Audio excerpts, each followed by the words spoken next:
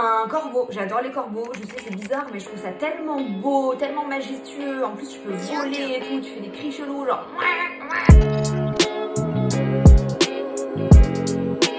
Hello Whisper. Whisper. Si je devais résumer mes 2 confinements en 3 mots, je pense que ce serait angoissant parce que rester enfermé toute la journée, voilà quoi. Ensuite je dirais sportif parce que je me suis mise au sport grâce au confinement. Et délirant parce que j'ai bien rigolé quand même avec ma communauté pendant les confinements. La chanson qui me met toujours de bonne humeur, c'est Blinding Lights de The Weeknd. Hein. Franchement, dès que tu l'entends, t'es obligé de bouger le booty.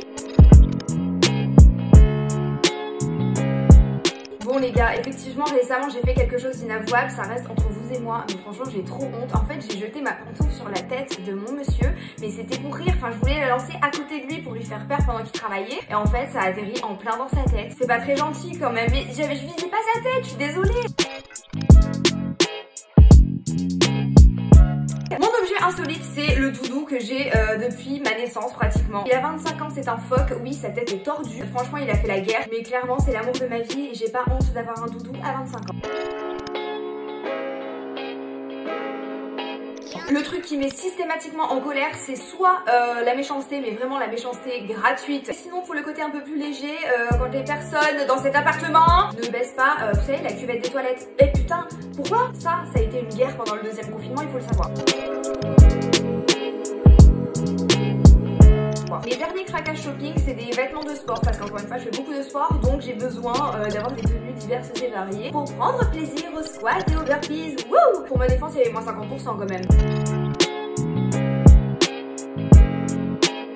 Si je devais partir un an sur une île déserte avec un influenceur, franchement je sais pas qui parce que j'en supporte très peu. En vrai je pense que je partirais avec Bastos parce que je l'ai vu dans Moundir et il se débrouille plutôt pas mal. Donc si j'essaye d'être un peu stratégique et que je me dis meuf il faut que tu manges et il faut que tu aies un toit et tout, bah en vrai je prends Bastos. C'est logique quand même, si on peut éviter de claquer, ça serait pas mal. Une réincarnation en animal, je pense que je choisirais soit le chat pour dormir toute la journée et avoir des câlins et de la bouffe gratos, sinon un corbeau. J'adore les corbeaux, je sais c'est bizarre mais je trouve ça tellement beau, tellement majestueux, en plus tu peux voler et tout, tu fais des cris chelous genre...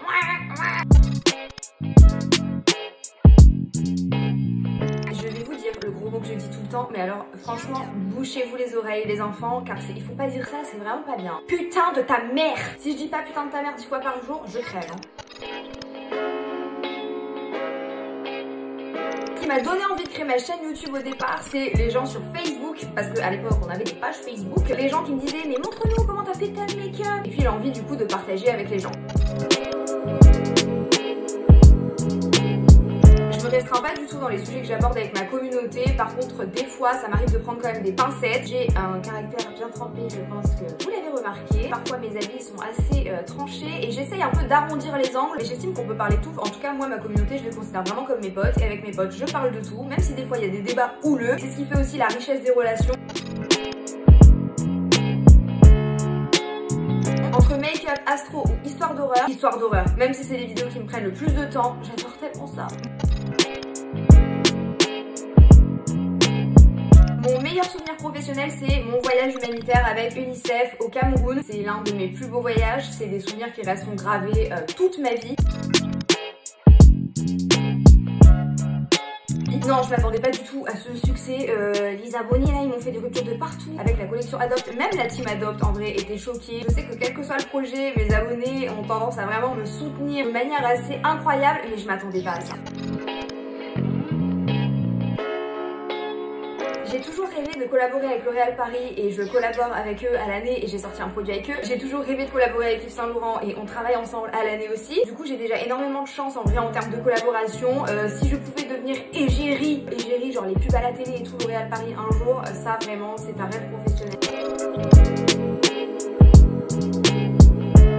Si je devais changer de métier, il y a 3 trucs qui me font rêver et qui n'ont rien à voir. Donc je voudrais soit être fleuriste, j'adore les fleurs et tout, distribuer du bonheur comme ça aux gens, j'adore. Soit organisatrice de mariage, vraiment les événements, tout organiser, tout planifier, être dans le rush et dans le stress permanent. C'est un mode de vie que j'ai adopté depuis longtemps et j'aime beaucoup. Ou sinon je reviendrai à ce que je voulais faire de base avant YouTube, à savoir de la psycho. Et j'aimerais plus particulièrement être psychologue dans les prisons. Ah, je vous avais dit qu'il n'y avait aucun rapport entre les 3. Le secret de la positive attitude, c'est pleurer un bon coup sous la couette, le montrer à personne et revenir tout sourire. En vrai de vrai, c'est ça, je vis mes émotions. Quand ça va pas, j'essaye de comprendre pourquoi, je vis le truc et après, une fois que j'ai compris que j'ai soigné le bobo, et ben je suis toute neuve. Il y a énormément de causes qui me tiennent à cœur. Le féminisme, forcément, j'essaye d'en parler le plus possible. Combattre le racisme et l'homophobie aussi, et la cause des enfants. Et j'essaye de sensibiliser au maximum ma communauté via des posts, surtout des repartages, parce que quand ça me sensibilise moi et que ça m'informe moi, je me dis que ça peut en sensibiliser et en informer d'autres. Aujourd'hui, la chose dont je suis le plus fière, il y a plein de choses, mais cette année, on va dire que c'est l'acquisition de ma maison. Je suis passée propriétaire, je suis joie, en plein dans les travaux et la rénovation. Ça, c'est un peu moins la joie, mais j'ai hâte d'emménager. Mais moi, ma philosophie de vie, si on se prend pas la tête, on se prend pas le chou, self-love au maximum, je n'ai besoin de rien ni de personne, juste de moi-même. J'apprends à me connaître tous les jours, j'apprends à m'aimer tous les jours et cette indépendance fait que toutes mes relations sont saines. En gros, le passé, j'évite de ressasser parce que je me dis de toute façon c'est passé, on peut pas changer. Le futur, c'est pas encore là, donc pourquoi je vais aller m'inquiéter et me faire un ulcère à l'estomac pour des trucs qui sont pas encore là. Du coup, je suis à fond dans le présent, je vis le présent et je kiffe.